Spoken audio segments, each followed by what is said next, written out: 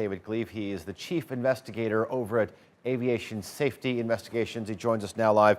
David, I want to thank you for your patience. We had to go to an event at the beginning of the show, so that pushes back everything a little bit. All right, you looked into hundreds of cases throughout your career. I'm wondering what you think could be some of the reasons that we actually are seeing the entire outer casing of an engine being ripped off in the air.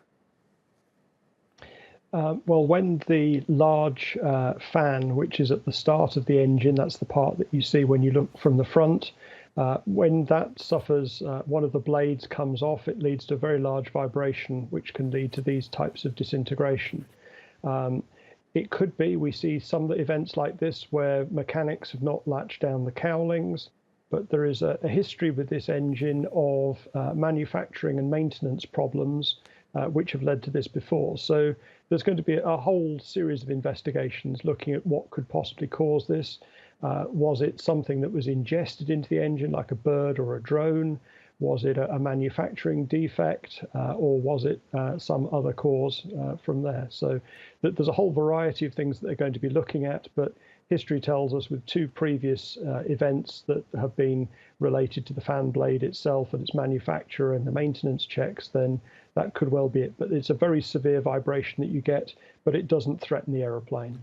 You're talking about there being a history behind this. So this is the third incident involving this particular model plane with those engines in recent years. Why wasn't an investigation opened up earlier?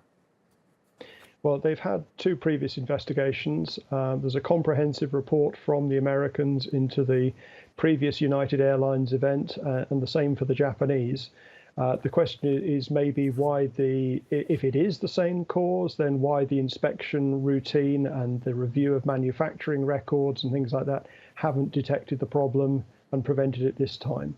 So whenever they take the engine away for maintenance, then they will take a look at each individual fan blade with various engineering techniques. I mean, for example, you would have an X-ray if you went into hospital. They use some non-destructive techniques to look, did a mechanic miss that, or is the technique not good enough, or has it come on since the last inspection? A whole variety of things they'll be looking at in the next few weeks. When you look at incidents like this, where an engine failure is involved and where the internal parts of an engine are sort of, break through the protective casing, I'm assuming the flying debris can be very dangerous in terms of damaging parts of a wing, the fuselage, or even the fuel tank. I mean, how lucky were they? Well, the whole design of the engine is wrapped in a Kevlar sheet, which is the same as bulletproof material that troops would wear if they were in the infantry. And that is designed to capture any large part that flies sideways out of the aeroplane and to protect the passengers. So we get very concerned if we have what we call an uncontained blade that comes out and hits the passenger cabin.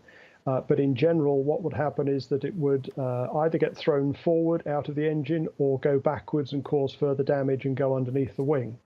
The other large parts that have fallen off may well have damaged the wing, but it will not have affected the structural integrity of the wing. It's not Hollywood. There's many thousands of aeronautical design engineers out there working on the safety of these things rather than Hollywood computer graphics making you think that whenever you have one small problem, it leads to a plane crash.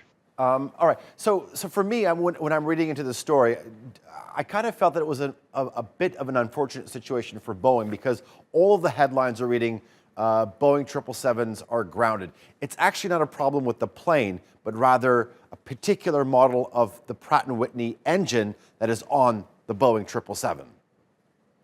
Yes, that's very much how I'd read it. All the other airlines with the two different types of, or several different types of engine are operating their 777s perfectly happily. So the question is going to be, is it endemic to this type of engine? Is it part of the maintenance routine? Was it a manufacturing flaw in a certain number of parts that came out of the factory at a certain time, so the quality control system didn't pick it up? So yes, it's working on the precautionary principle. If the airlines have got other aeroplanes that they can fly at the moment, and many have got wide-body fleets that are grounded, so they can maybe restart those or reallocate the flights to other airplanes, it's quite a good time with precaution to say, okay, let's just ground this fleet for a couple of weeks, make sure we know and understand what it is, get some inspections in there, and then release the aeroplanes again. All right. David Gleave, thank you very much for coming on to the NewsHour. I do appreciate your time and your patience and your analysis. Thank you.